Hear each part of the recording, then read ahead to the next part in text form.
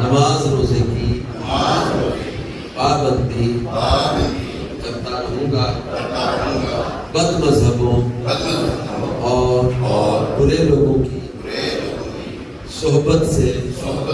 بچتا رہوں گا، ماں باپ کی نافرمانی، جھوٹ، غیبت، چغلی،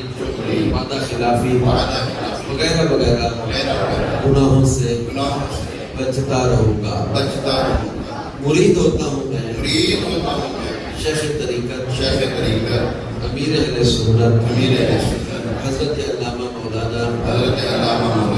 محمد الیاس قادری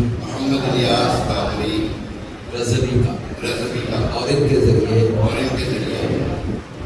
سرکار بغداد حضور غوث پاک شیخ عبدالقادر جیلانی